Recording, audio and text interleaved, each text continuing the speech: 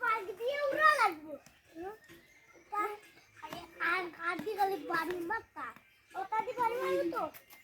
ওটা দিয়ে খালি বাড়ি মার ওটা দিয়ে খালি বাড়ি মার